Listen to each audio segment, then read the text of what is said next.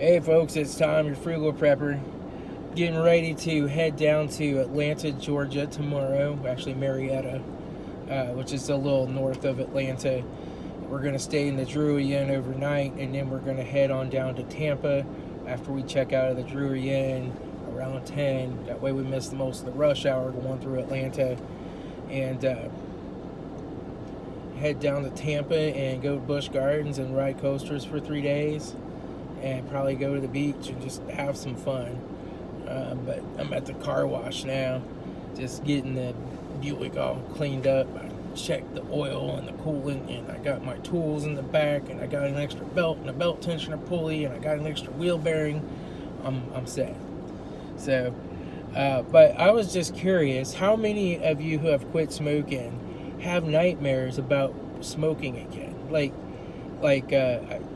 I find that they're different. Sometimes it's like I never really quit. I still have one every once in a while, and I'm trying not to have too many.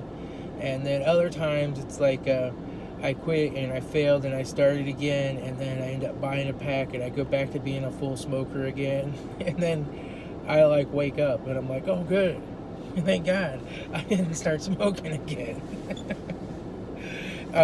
I still take the little nicotine lozenges once in a while. I'm getting to where I don't use these quite as much.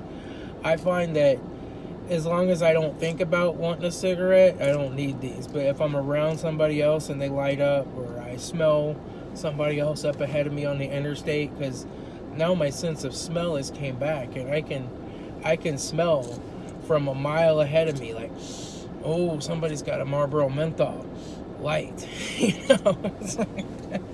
so, and then I'll think about it and I'll need one of these to get through. But for just normal going about my day, if I don't think about it, I don't want one.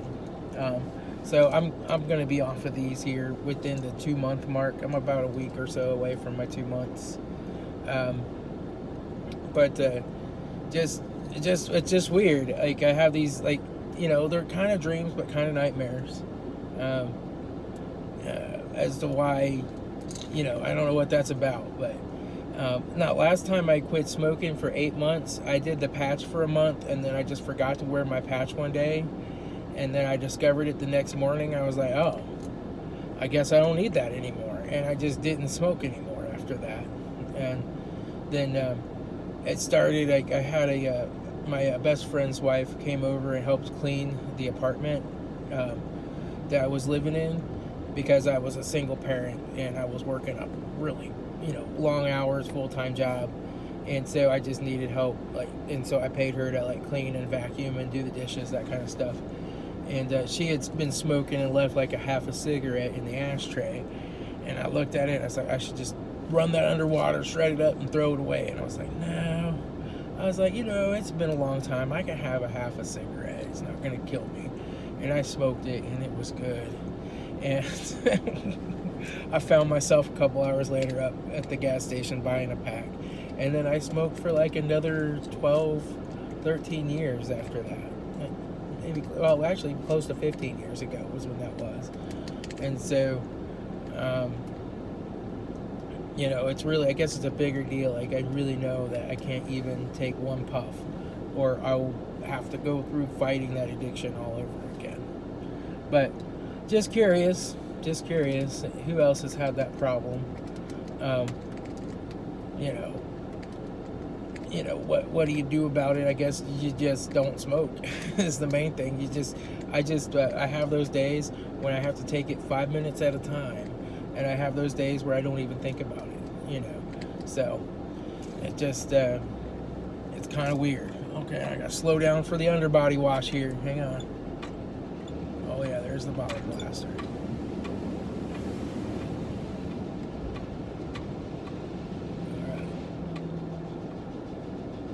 Drive forward. Oh, stop. All right, there we go. All right.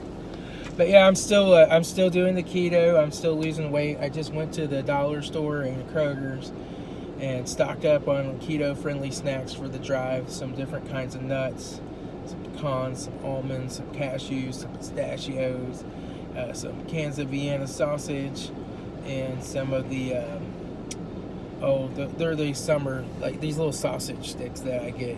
I forget what they're called, but they have like no carbs in them. They're good.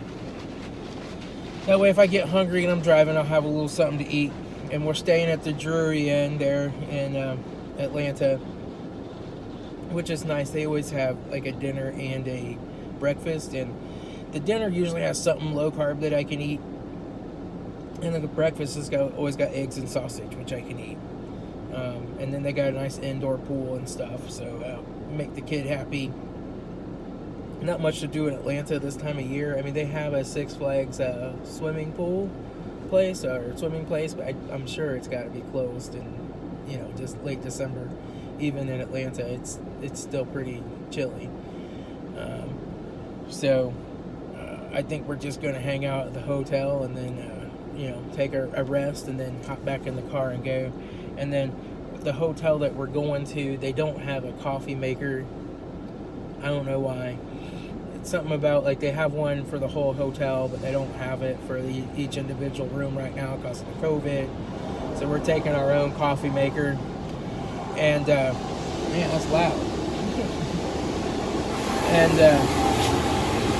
they don't have a microwave in the rooms either, like they never do. So we'll just have to figure that out as we go. I was thinking about like trying to take a hot plate or something, but I think we'll have enough like just things that we don't have to cook to eat, because we don't like to eat out a whole lot when we go on these trips, because that really adds a whole new level of expense to the trip. So we usually try to like when we stay at Drury, and they just don't have a Drury Inn in Tampa. But when we stay at a Drury, we just go and get extra plates of food and put another plate on top of it and take them back to our room and then store them in the little fridge and heat them up in the microwave, But I don't know. I think this place has some kind of a continental breakfast, but we'll just have to see. We'll just have to see what it is. It's warmed up a little bit here now. It's like 29 degrees out. And the sun, it's a little warmer, which I'm going to park in the sun so my doors don't freeze shut. But it was down to like 9 degrees or something last night. It was cold. It was cold this morning too, but oh well. Heading for Tampa, it'll be 70s, palm trees, and fun times. So take a little vacation. And I know Dave Ramsey says you shouldn't take vacations until you paid off all your debt, but I don't have a problem taking a small vacation.